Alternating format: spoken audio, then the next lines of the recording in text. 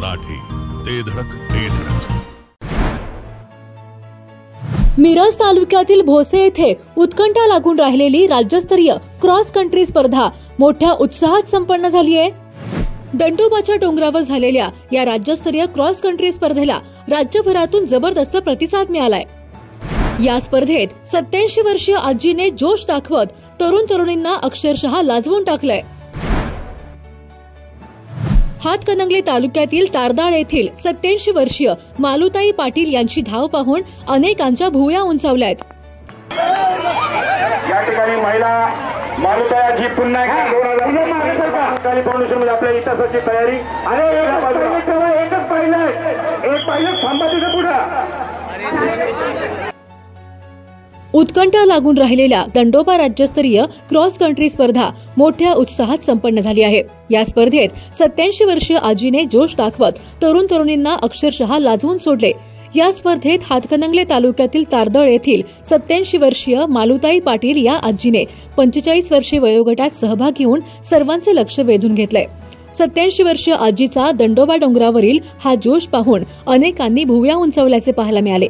तर दुसरीकडे या स्पर्धेत खुल्या पुरुष गटात सांगलीच्या अभिनंदन सूर्यवंशी याने तर खुल्या महिला गटात कडेगावच्या शीतल मोहिते यांनी प्रथम क्रमांकाचे विजेतेपद पटकावले।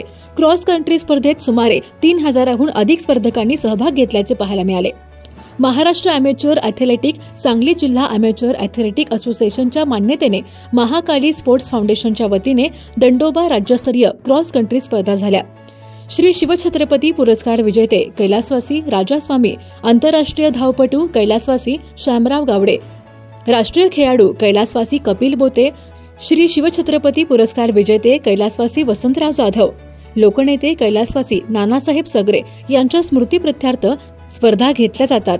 विजेत्या स्पर्धकांना पुणे जिल्हा क्रीडा अधिकारी आंतरराष्ट्रीय खेळाडू जगन्नाथ लकडे यांच्यासह मान्यवरांच्या हस्ते ट्रॉफी व प्रमाणपत्र बक्षीस देण्यात आले। महावितरणचे मुख्य अभियंता स्वप्नील काटकर, अधीक्षक अभियंता अमित बोकील यांची उपस्थिती होती। स्पर्धेचे नियोजन अध्यक्ष पोपट जगताप, भगवान बोते, महादेव नरळे, वैभव जाधव, राधिका गावडे, वर्षा स्वामी यांनी केले। स्पर्धा यशस्वी करण्यासाठी संयोजक मंडळाचे अध्यक्ष राहुल कोठावळे, उपाध्यक्ष पंडित वनमाने यांच्यासह सदस्यांनी परिश्रम घेतले। जिओ मराठी, ते धडक ते